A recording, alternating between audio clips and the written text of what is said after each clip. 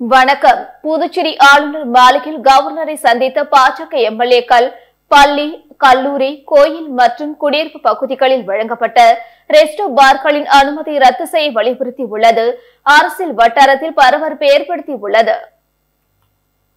Puducherry governor CP. ராதாகிருஷ்ணனை பாஜக மற்றும் ஆதரவு எம்எல்ஏக்கள் கல்யாண சுந்தரம், ஜான்குமார், ரிச்சர்ட்ஸ் ஜான்குமார், அங்காளன், சிவசங்கரன், அசோக் பாபு, வெங்கடேசன் ஆகியோர் நேற்று காலை ஆளுநர் மாளிகையில் சந்தித்தனர். இதில் பாரதிய ஜனதா அமைச்சர்கள் இதில் பங்கேற்கவில்லை. சுமார் அரை மணி நேரம் ஆளுநரோடு எம்எல்ஏக்கள் பேசினர். அப்பொழுது தொகுதியில் வளர்ச்சி பணிகளை துரிதப்படுத்த வேண்டும், நலத்திட்டங்களை விரைந்து செயல்படுத்த வேண்டும் என வலியுறுத்தினர். அதோடு பள்ளி, கல்லூரி, குடியிருப்பு பகுதிகளில் வழங்கப்பட்ட ரெஸ்டோ பார்களின் அனுமதியை ரத்து செய்ய வேண்டும் எனவும் வலியுறுத்தினர். துணைநிலை ஆளுநர் சி.பி. ராதாகிருஷ்ணன் ரெஸ்டோ பார்கள் எங்கெல்லாம் மக்களுக்கு இடையூறாக உள்ளது என பட்டியல் அளிக்கும்படியும், பட்டியல் அளித்தவுடன் அவற்றை அகற்ற நடவடிக்கை எடுக்கப்படும் என தெரிவித்தார். இந்த தகவலை பாஜக எம்எல்ஏ கல்யாண சுந்தரம் உறுதி செய்தார். ரெஸ்டோ பார்களை மூடக்கோரி பாஜக எம்எல்ஏக்கள் ஆளுநரை சந்தித்துள்ளது அரசியல் வட்டாரத்தில் பரபரப்பை ஏற்படுத்தியுள்ளது. புதுச்சேரி காவல்துறையில் ஊர்காவல் படையினருக்கான தேர்வு இன்று தொடங்கிய நிலையில் 4229 ஆண், பெண் தேர்வர்கள் தேர்வு எழுதினர். புதுச்சேரி காவல்துறையில் ஊர்காவல் படை வீரர்கள் ஆள் சேர்க்கைக்கான எழுத்துத் தேர்வு இன்று காலை 10 மணி முதல் 12 மணி வரை நடைபெறுகின்றது. உடல் தகுதி தேர்வில் வெற்றி பெற்ற 3034 ஆண் தேர்வர்களும் 1195 பெண் தேர்வர்களும் தேர்வு எழுதுகின்றனர். இத்தேர்விற்காக புதுச்சேரியில் 12 தேர்வு மையங்கள் அமைக்கப்பட்டுள்ளன.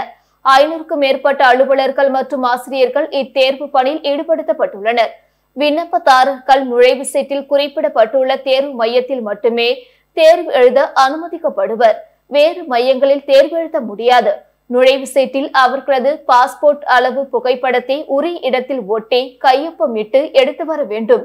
மேலும் விண்ணப்பதாரர்கள் நுழைவு சீட்டுடன் ஆதார், வாக்காளர் அடையாள அட்டை, ஓட்டுநர் உரிமம், பாஸ்போர்ட், வருமான வரி, பான் கார்டு இவற்றுள் ஏதாவது ஒன்றின் அசலை கட்டாயம் கொண்டு வர வேண்டும் என அறிவுறுத்தப்பட்டது. மேலும் தேர்வு மையத்தின் நுழைவாயில் சார்பாக காலை 9:30 மணிக்கு மூடப்பட்டது. மேலும் கைரேகை, வருகை பதிவு ஆகியவற்றை சோதனை செய்த பிறகு அனுமதிக்கப்பட்டது. தேர்வர்கள் கருப்பு வண்ண பால் பாயிண்ட் பேனா, நுழைவு சீட்டு மற்றும் அசல் அடையாள அட்டை மட்டுமே தேர்வு மையத்திற்கு கொண்டு வர வேண்டும். கைப்பைகள், செல்போன்கள், ப்ளூடூத் சாதனங்கள், ஹெட்போன்கள், கால்குலேட்டர்கள், பென்டிரைவ் போன்ற இதர எலக்ட்ரானிக் சாதனங்களை கொண்டு வருவது தடை செய்யப்பட்டுள்ளது.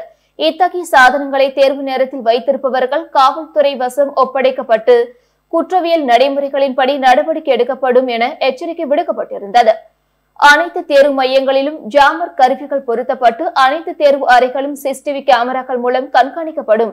மேலும் அனைத்து தேர்வர்களுக்கும் கைரேகை, வருகை பதிவு செய்யப்படும். சோதனை இடப்பட்ட பிறகே தேர்வு மையத்திற்குள் அனுமதிக்கப்பட்டனர். பிரான்ஸ் பாராளுமன்ற தேர்தலுக்கான வாக்குப்பதிவு புதுச்சேரியில் இன்று தொடங்கியது. கடந்த 9ஆம் தேதி நடைபெற்ற ஐரோப்பிய பாராளுமன்ற தேர்தலில் பிரான்ஸ் நாட்டின் ஜனாதிபதியின் இமானுவேல் மைக்ரோனின் கட்சி பின்னடைவை சந்தித்ததை தொடர்ந்து தனது மையவாத கூட்டணி ஆட்சி செய்த பாராளுமன்றத்தை உடனடியாக கலைத்துவிட்டு தேர்தலை அறிவித்தார் மைக்ரோன். பிரான்ஸ் பாராளுமன்றத்தில் உள்ள 577 தொகுதிகளில் ஆசிய நாடுகளுக்கான ஒரு தொகுதிக்கான வாக்குப்பதிவு புதுச்சேரி, காரைக்கால் மற்றும் சென்னையில் நடைபெறுகின்றது. இந்த ஆசிய நாடுகளின் தொகுதிக்கு முதல் சுற்று தேர்தலில் 15 வேட்பாளர்கள் களத்தில் உள்ளார்கள். இவர்களுக்கு 4550 வாக்காளர்கள் வாக்களிக்கின்றனர். புதுச்சேரி பிரெஞ்சு துணை தூதரகத்தில் காலை 8 மணிக்கு துவங்கிய தேர்தலை துணை தூதர் லிஸ் டால்போர்ட் பாரே வாக்களித்து துவக்கி வைத்தார்.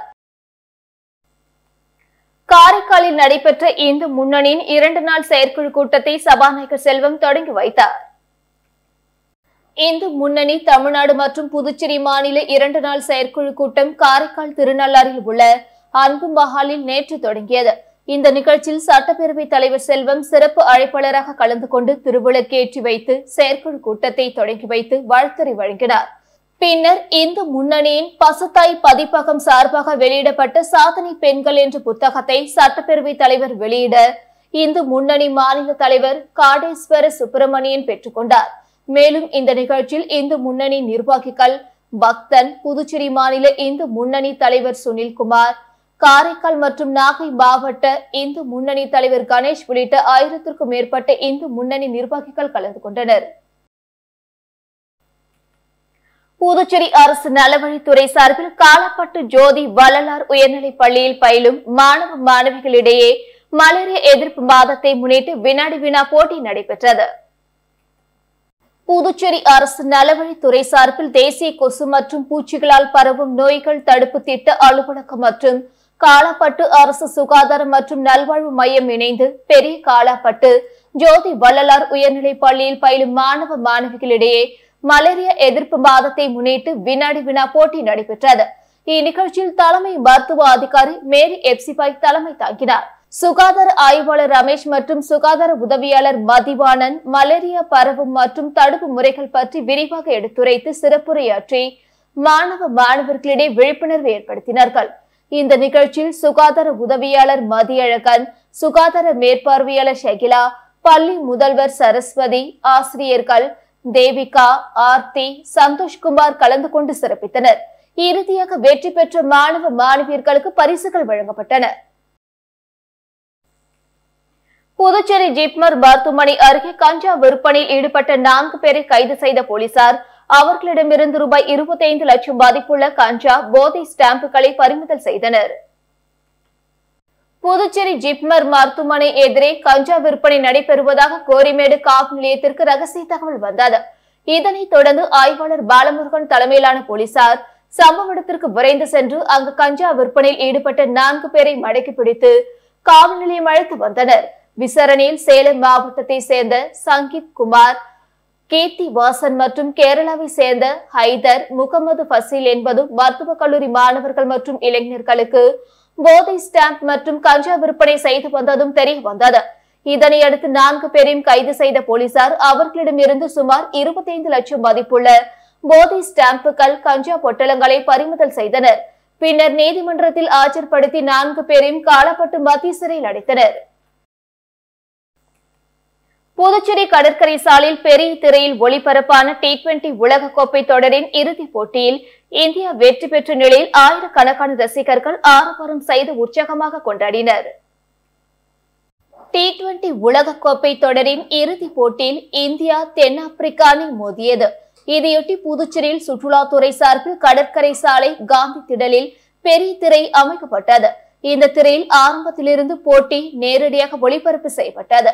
கொளுத்தும் வெயிலையும் பொருட்படுத்தாமல் மதியத்திலிருந்து ரசிகர்கள் குவிந்த வண்ணம் இருந்தனர். நேரம் செல்ல செல்ல ரசிகர்களின் எண்ணிக்கையும் அதிகரித்தது. போட்டி ரசிகர்கள் கைத்தட்டல் மற்றும் ஆரவாரத்துடன் கண்டு ரசித்தனர். அதே போல புதுச்சேரி எல்லைப்புற பகுதியில் உள்ள மதுபான பார்களிலும் திறந்த வெளியில் போட்டியை காண ஏற்பாடு செய்யப்பட்டது. நகரின் மத்திய பகுதிகளில் பெரிய அளவிலான தொலைக்காட்சியில் ரசிகர்கள் போட்டியை கண்டு களித்தனர். இறுதியில் 7 ரன்கள் வித்தியாசத்தில் தென்னாப்பிரிக்க அணியை வீழ்த்தி இந்தியா அபார வெற்றி பெற்றது. இதன் மூலம் 17 ஆண்டுகளுக்கு பின் 2வது முறையாக சாம்பியன் பட்டம் வென்றது. இந்தியா சாம்பியன் பட்டம் பெற்றதை கடற்கரை சாலையில் கூடியிருந்த ஆயிரக்கணக்கான ரசிகர்கள் ஆரவாரத்துடன் உற்சாகமாக கொண்டாடினர். பிரான்ஸ் நாடாளுமன்ற தேர்தல் முதல் கட்ட வாக்குப்பதிவு காரைக்காலில் உள்ள பிரெஞ்சு பள்ளியில் நடைபெற்றது. பிரான்ஸ் நாடாளுமன்ற தேர்தல் புதுச்சேரி மற்றும் காரைக்கால் பகுதியில் உள்ள பிரான்ஸ் மையங்களில் இன்று முதல் கட்ட வாக்குப்பதிவு நடைபெற்று வருகிறது. இதன் ஒரு பகுதியாக காரைக்கால் மாவட்டத்தில் தெய்தா வீதியில் உள்ள பிரெஞ்சு பள்ளியில் பிரான்ஸ் நாடாளுமன்ற தேர்தல் வாக்குப்பதிவு இன்று காலை 8 மணி முதல் தொடங்கி மாலை 6 மணி வரை நடைபெற்று வருகிறது. இதில் காரைக்கால் மாவட்டத்தில் 520 பிரான்ஸ் நாடாளுமன்ற தேர்தல் வாக்குகள் உள்ளது. இதனை பிரான்ஸ் குடியுரிமை பெற்ற மக்கள் வாக்களித்து வருகின்றனர். மேலும் வாக்குப்பதிவு நடைபெறும் பகுதியில் காரைக்கால் போலீசார் பலத்த பாதுகாப்பு பணியில் ஈடுபட்டுள்ளனர். புதுச்சேரி மாநிலத்தில் கோவிலுக்கு அருகில் உள்ள மதுபான கடைகளை அகற்றாவிட்டால் தொடர் போராட்டத்தில் ஈடுபடுவோம் என இந்து முன்னணி மாநில தலைவர் சுப்பிரமணியன் எச்சரிக்கை விடுத்துள்ளார். இந்து முன்னணியின் மாநில அளவிலான 2 செயற்குழு கூட்டம் காரைக்காலில் நடைபெற்றது. முன்னதாக நடைபெற்ற பேரணியை மாநில தலைவர் சுப்பிரமணியன் கொடியசைத்து துவக்கி வைத்தார். காரைக்கால் ஏழை மாரியம்மன் கோயிலில் இருந்து துவங்கிய பேரணி முக்கிய வீதிகள் வழியாக சென்று திருநள்ளாறு ரோட்டில் பொதுக்கூட்டம் நடைபெறும் இடத்தில் முடிவடைந்தது.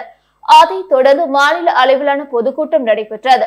முன்னதாக செய்தியாளர்களை சந்தித்த இந்து முன்னணியின் மாநில தலைவர் சுப்பிரமணியன், புதுச்சேரி மாநிலத்தில் கோயில் இடங்களிலும் கோயில்களுக்கு அருகிலும் மதுக்கடைகள் உள்ளதாக குற்றம் சாட்டினார்.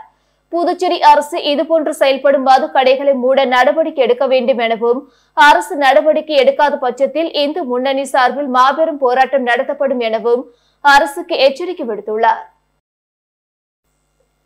இத்துடன் செய்திகள் நிறைவடைந்தன. வணக்கம்.